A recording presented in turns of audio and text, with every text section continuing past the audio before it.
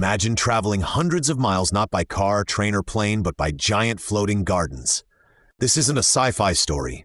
It's the ancient Aztec method of transportation on the lakes around their capital, Tenochtitlan. Around the 14th century, the Aztecs built an incredible city on a lake with canals crisscrossing everywhere. To get around, they used trajinera, flat-bottomed boats that looked like giant colorful rafts. But here's the twist.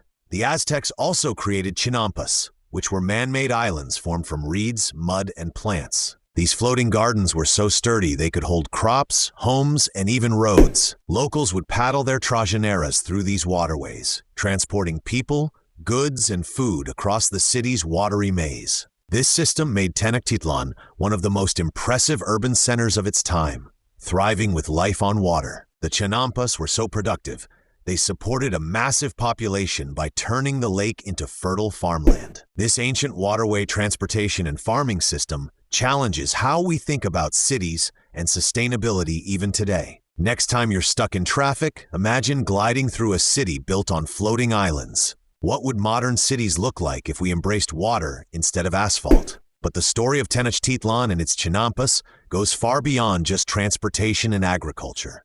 These floating gardens were an engineering marvel of their time, showcasing the ingenuity and adaptability of the Aztec civilization. The chinampas were created by weaving together reeds and branches to form a base, which was then layered with mud and decomposed vegetation from the lake bottom. This process resulted in incredibly fertile soil that retained moisture and nutrients, allowing crops to flourish year-round. Farmers planted maize, beans, squash, chilies, and even flowers on these islands, providing a diverse and abundant food supply that sustained the city's large population. The canals between chinampas were carefully maintained, allowing trajineras to navigate smoothly through the city. These boats were essential for daily life, serving as taxis, delivery vehicles, and even marketplaces on water. Merchants would load their trajineras with goods such as fresh produce, pottery, textiles, and spices, gliding through the canals to sell their wares at bustling markets like Tlatelolco, the largest market in Tenochtitlan. This vibrant trade system fueled the economy and connected different parts of the city, making it one of the most advanced urban centers in pre-Columbian America. The design of Tenochtitlan itself was deeply intertwined with its aquatic environment. The city was built on an island in Lake Texcoco, and its layout reflected a sophisticated understanding of urban planning and water management. Causeways connected the island to the mainland, equipped with removable bridges that could be lifted in times of attack, providing defense against invaders. Aqueducts channeled fresh water from springs on the mainland, supplying clean water for drinking and irrigation. Waste was managed through canals and drainage systems, which helped maintain the health and hygiene of the population. The Aztecs' relationship with water was not merely practical, it was also spiritual. Water was considered sacred, symbolizing life and fertility. Many of their religious ceremonies and rituals took place near or on the water, honoring deities like Tlaloc, the rain god, and Chalchutlicue, goddess of lakes and rivers. The chinampas and trajineras were integral to these cultural practices, reinforcing the connection between nature, community, and faith. Even after the Spanish conquest and the eventual draining of Lake Texcoco, the legacy of the chinampas lives on. Some chinampas are still in use today in the Xochimilco region of Mexico City, where locals continue to farm and navigate trajineras through the remaining canals.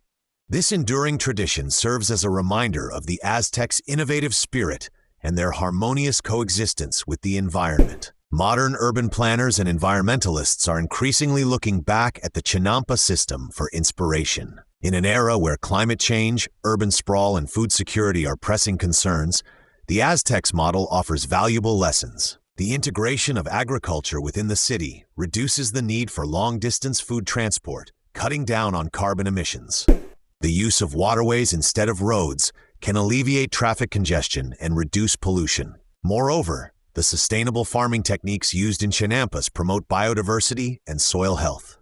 Imagine if cities today embraced this ancient wisdom, transforming parts of urban landscapes into floating gardens that provide fresh food, green spaces, and natural water management. Rooftop gardens, vertical farms, and urban wetlands are beginning to echo the principles behind the chinampas. Such innovations could help build resilient cities that not only survive, but thrive in the face of environmental challenges. So, the next time you find yourself stuck in traffic, take a moment to imagine a different kind of city. A city where nature and human ingenuity flow together seamlessly on water. Picture yourself gliding silently through canals on a trajinera, surrounded by lush gardens teeming with life. Picture a city where food grows alongside homes, where waterways connect communities, and where sustainability is woven into the very fabric of urban life. The Aztecs showed us that this vision is not just a dream, but a reality that was once lived and can inspire the future. In essence, the story of Tenochtitlan's floating gardens and waterways is a testament to human creativity and resilience.